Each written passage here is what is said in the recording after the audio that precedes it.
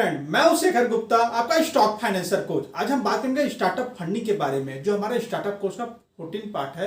यहाँ पे startup round के बारे में देखेंगे और उसके सॉल्यूशन के बारे में देखेंगे। अगर आप कोई इंटरप्रेन्योर हैं या अपना स्टार्टअप स्टार्ट करना चाहते हैं, आपके कोई बिजनेस आइडिया है, उसे आप प्रोडक्ट में डेवलप करना चाहते हैं, फिर उसको मार्केट में आप लॉन्च करना चाहते हैं, लॉन्च के बाद उसे एक्सपेंड करना चाहते हैं स्केल करके, तो ये सारी चीज़ें के लिए आपको क्या इंपॉर्टेंट रहती है? फंडिंग। आपको फंडिंग कहाँ से मिलेगी, क्या क्या राउंड होते हैं फंडिंग के, किस तरीके से आप फंडिंग उठा सकते हैं। कुछ इंपॉर्टेंट पॉइंट यहाँ पे हम देखेंगे कि फंडिंग की रिक्वायरमेंट क्यों है, आपको फंडिंग कितने प्रकार की हो सकती हैं, फंडिंग का टाइप क्या है और फंडिंग का सोर्स क्या है, ये सारी चीज़ समझेंगे। पहला हम समझते हैं फंडिंग रिक्वायरमेंट क्या है। बेसिकली आप अपने स्टार्टअप जब से स्टार्ट करते हैं, वहाँ से लेकर आप मल्टीनेशनल कंपनी का ये जो टोटल स्टेज होता है, उसमें आपको हर चीज़ें आपको अपने से फॉलो अप करनी पड़ती है, हर चीज़ें अपना खुद ही अपना सॉल्यूशन निकालना पड़ता है। तो इसके लिए कहते हैं आपको ऑफिस मेंटेनेंस से चार्ज से लेकर एम्प्लॉय क्या सैलरी से लेकर अपने कहते हैं प्रोडक्ट मार्केटिंग से लेकर उसके ब्रांडिंग से लेकर सारे का कॉस्ट आपको निकालना पड़ता है अपने स्टार्टअप जर्नी में। तो इसके लिए कितने रिक्वायरमेंट आपको पड़ती है। पहला क्या, इनिशियल सेटअप कॉस्ट। मान लीजिए आप अपना कहते हैं स्टार्टअप सेटअप कर रहे हैं, तो उसको इनिशियल कॉस्ट कुछ लगेंगे। जैसे आप कोई ऐप डेवलप कर रहे हैं तो ऐप का कहते हैं डेवलपमेंट कॉस्ट लगेगा, वेबसाइट डेवलप कर रहे हैं वेबसाइट डेवलपमेंट कॉस्ट लगेगा, इनिशियल कुछ कंसल्टेंट फीस है, लीगल कंसल्टेंट कर रहे हैं उसका कॉस्ट लगेगा। दूसरा क्या है, रेगुलर मेंटेनेंस। मतलब आप मान लीजिए कि आपने सेटअप कर लिया अपना, फिर आपको डेली मेंटेनेंस के लिए तो आपको चार्जेस तो देने पड़ेंगे ना। आप जो डेली ऑपरेशन कर रहे हैं, जैसे एम्प्लॉय की सैलरी हो गई या कहते हैं ऑफिस का रेंट हो गया, उसके लिए भी आपको कॉस्ट निकालनी पड़ेगी। थर्ड हमारा स्केलिंग। आपका मार्केट में कितने आप सक्सेसफुल हो गए, मार्केट आपका चल रहा है, फिर उसके बाद आप सोच रहे हैं अपने प्रोडक्ट को कितने अपने कंपनी को स्केल किया जाए, क्यों ना उसे एक्सपेंड किया जाए और दूसरी कंट्री में।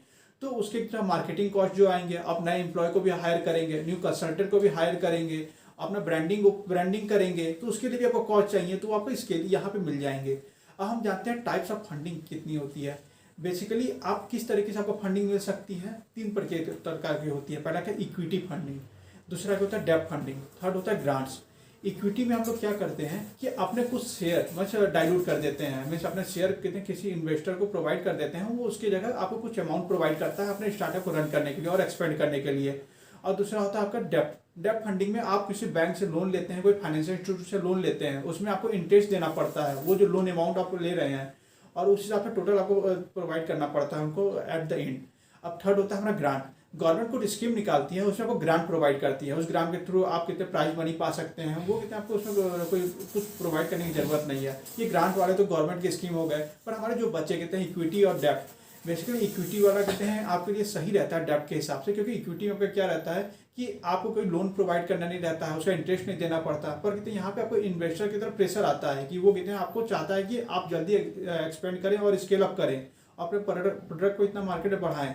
और डेब्ट में आपका ये रहता है कि आपको उतना लोन पेमेंट करना पड़ता है और बार बार कहते हैं उसका इंटरेस्ट भी देना पड़ता है, तो ये थोड़ा प्रॉब्लम आती हैं।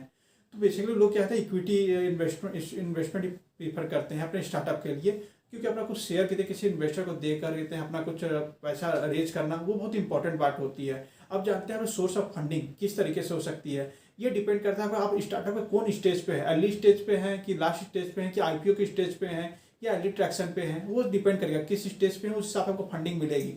मान लीजिए इसमें 4 स्टेज में आपका टोटल डिवाइडेड है। पहला आइडिएशन फेज, जिसे हम प्री सीड कहते हैं। दूसरा क्या है, वैलिडेशन स्टेज, जिसे सीड फंडिंग कहते हैं। 6 है आपका early traction, means post seed funding कहते हैं। और फिर होता है आपका स्केलिंग, यहाँ पे अपने प्रोडक्ट को स्केल करते हैं, मार्केट में आते हैं।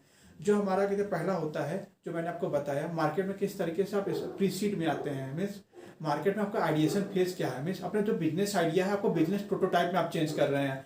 इसमें बेसिकली जो कहते हैं एंजल इन्वेस्टर रहते हैं, जो आपका बूट स्ट्रैपिंग मनी रहती है, वो इन्वेस्ट करते हैं। वो चाहते हैं कि अपने प्रोडक्ट को आप मार्केट में बढ़ाएं। अपने बिजनेस आइडिया के लिए जो कॉस्ट लगते हैं, जैसे कुछ इंपॉर्टेंट ही कॉस्ट लगते हैं। अगर मोबाइल ऐप डेवलपमेंट कर रहे हैं तो वेबसाइट का कॉस्ट, ऐप डेवलपमेंट का कॉस्ट, कुछ लीगल कंसल्टेंट है उनको कॉस्ट देना पड़ता है। तो इसका फंडिंग आप कहाँ से उठा सकते हैं। ये फंडिंग पहला होता है बूट स्ट्रैप मतलब अपना सेल्फ फाइनेंसिंग कर रहे हैं, मीन्स आपके जेब में जो पैसे हैं आप उसे यूज कर रहे हैं। दूसरा होता है फैमिली एंड फ्रेंड, बेसिकली अपने रिलेटिव एंड फ्रेंड से आप फंड उठा रहे हैं अपने स्टार्टअप को स्टार्ट करने के लिए। और तीसरा होता है अपना प्राइज मनी।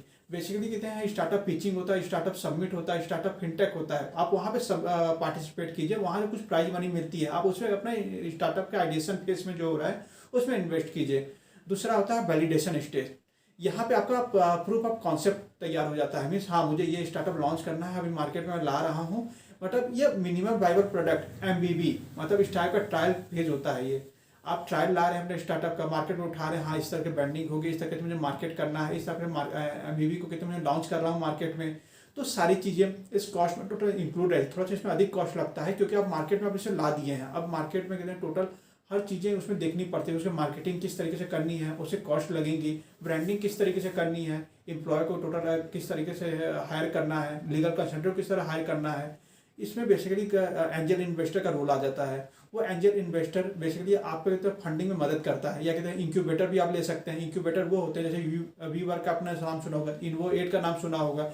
ये बेसिकली आपको मेंटरशिप प्रोवाइड करते हैं और ऑफिस स्पेस भी प्रोवाइड करते हैं। तो आप बेसिकली इनकी हेल्प ले सकते हैं। या एंजल इन्वेस्टर हैं तो आप एंजल इन्वेस्टर की तरह अप्रोच कर सकते हैं, अपने किसी कॉन्टैक्ट होगा उसके थ्रू वो आपको टोटली इसमें फंडिंग प्रोवाइड कर देंगे आपके ये सीड फंडिंग में, और आपको बहुत मदद हो जाएगी आपको स्टार्टअप को ग्रो करने में। अब क्योंकि आप MVB minimum viable product step पे अपना प्रूफ ऑफ कॉन्सेप्ट आपने प्रोवाइड किया है इस स्टेज में। अब थर्ड आता है अर्ली ट्रैक्शन। आपने अपना MVB को आप यहाँ पे क्या चीज़ है PMV प्रोडक्ट मार्केट फिट में चेंज कर रहे हैं। मीन्स अब वो मार्केट में आपने लॉन्च कर दिया, अब लोगों का कहते हैं वहाँ पे फीडबैक आपने देख लिया, हाँ लोग इस तरह फीडबैक चाह रहे हैं, अपने प्रोडक्ट में कुछ इंप्रूवमेंट आप कर रहे हैं। जिस तरह से वेबसाइट आपने ऐप डाउनलोड लॉन्च किया है ऑनलाइन ग्रोसरी का, आपने कुछ मिनिमम फीचर्स रखे थे, अब उस फीचर्स को बढ़ा रहे हैं कि सर्च का भी ऑप्शन रहेगा, फीडबैक का भी ऑप्शन रहेगा, या कहते हैं फिर और भी प्रोडक्ट हम ऐड करेंगे। तो मिनिमम धीरे धीरे करके अपने मार्केट आप बढ़ा रहे हैं, उसमें मार्केट को कहते हैं आप एक्सपेंड कर रहे हैं, मतलब मार्केट में लोगों के बिहेवियर समझ रहे हैं कि हाँ वो फीडबैक प्रोवाइड कर रहे हैं, ये दिक्कत है। तो अर्ली ट्रैक्शन में ये चीज़ें रहती हैं। यहाँ पे क्या रहता है, आपका वेंचर कैपिटलिस्ट आपका इन्वेस्ट करता है, वो देखता है हाँ मार्केट में आपका प्रोडक्ट बढ़ रहा है, आप उस हिसाब से अपना फीचर्स बढ़ा रहे हैं, तो वो कितने आपके, क्योंकि आपका जो MVB था वो PMF में चेंज हो रहा है, अगर प्रूफ ऑफ कॉन्सेप्ट अब मार्केट में आपने लॉन्च कर दिया है और उसी कितने प्रोडक्ट को मार्केट में बढ़ा रहे हैं, तो इसके लिए कुछ कॉस्ट लगती हैं आपका, कहते हैं वो चीज़ आपको टोटल बियर कौन करता है, वेंचर कैपिटलिस्ट आप में आगे इन्वेस्ट करता है। अब हम फोर्थ स्टेज जानते हैं, वो क्या होता है आपका स्केलिंग।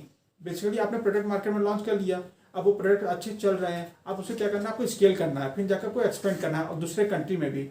तो उसमें किसका रोल आ जाता है, प्राइवेट इक्विटी, क्योंकि अब उसमें वेंचर कैपिटलिस्ट के पास उतना फंड नहीं रहता कि आपको प्रोवाइड कर सके। अब प्राइवेट इक्विटी क्या रहता है कि आपको स्केलिंग में टोटल मदद करता है आपके प्रोडक्ट को मार्केट में। अब स्केलिंग आप कर पाएंगे, फिर उसका नेक्स्ट स्टेज आता है IPO का, इनिशियल पब्लिक ऑफरिंग, क्योंकि प्राइवेट इक्विटी के पास भी अब इतना फंड नहीं रहेगा कि कहते हैं आपको मार्केट में दूसरे कंट्री में एक्सपेंड करने का मौका मिले, तो आप क्या करेंगे, पब्लिक के पास जाएंगे, पब्लिक को अपना कुछ शेयर प्रोवाइड करेंगे, मतलब कि आप स्टॉक मार्केट में टोटल लिस्ट कर जाएंगे। तो ये तरीके होते हैं किस तरीके से आप फंड पा सकते हैं। बेसिकली आप कुछ फंड पाने के लिए कुछ तरीके होते हैं वो जान लेते हैं। मान लीजिए आप सीड फंडिंग में है, इनिशियल स्टेज में है, तो आप क्या कीजिए, मार्केट में कहते कुछ साइटें मैं बता देता हूँ, seedfund.in या seedinvest.in या लिंक्डइन पे आप चले जाइए, या CAFUND ये पे आप सर्च करेंगे तो आपको टोटल सीड फंडिंग मिल जाएगी इनिशियल वाली। फिर एंजल इन्वेस्टर के पास जाना है तो कुछ साइटें www.indianangelnetwork.in, mumbaiangel.in या leadangel.in, ये एंजल की साइटें हैं, आप एंजल इन्वेस्टर की तरह अप्रोच कर सकते हैं। अगर वेंचर कैपिटलिस्ट के पास जाना है, जैसे हमारे वेंचर कैपिटलिस्ट हो गए एसएल पार्टनर हो गए, हेलिकन वेंचर हो गए, या सिक्वा कैपिटल, जो अभी इंडियन मार्केट में बहुत अधिक एक्टिव हैं, आप इनसे कहते हैं अपना वेंचर कैपिटलिस्ट के फंड में आप उठा सकते हैं। हमारा कहते हैं कुछ किक स्टार्ट नेटवर्क होते हैं, मीन्स जिनके पास फंडिंग एक क्राउडिंग रहती है, वो क्राउडिंग फंडिंग कहते हैं, उससे थ्रू आप इसे मार्केट से उठा सकते हैं। जैसे होता है किक स्टार हो गए या आई फंड वुमेन हो गए, ये कुछ इन्वेस्टर का ग्रुप होता है जो छोटे छोटे अमाउंट करके क्राउड फंडिंग में इन्वेस्ट करते हैं।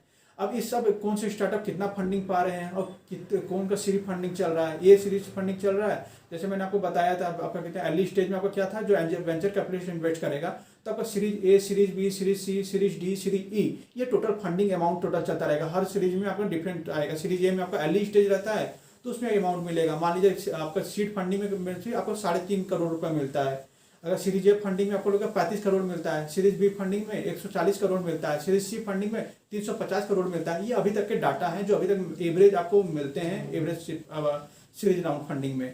अब बेसिकली आप एक क्रंच बस वेबसाइट आती है CRUNBASC, इस पर आप जब विजिट करेंगे तो आपको पता चल जाएगा कि कितने कौन सा स्टार्टअप के कितनी फंडिंग मिली है, सीरीज ए फंडिंग में कितनी मिली है, बी में कितनी मिली है, या वेंचर कैपिटलिस्ट किसमें इन्वेस्ट किया है। तो सारी चीज़ें ये क्रंच बस वेबसाइट पे आपको अवेलेबल हो जाएंगे। चलिए मिलते हैं नेक्स्ट वीडियो के लिए, तब तक के लिए इतना ही, धन्यवाद।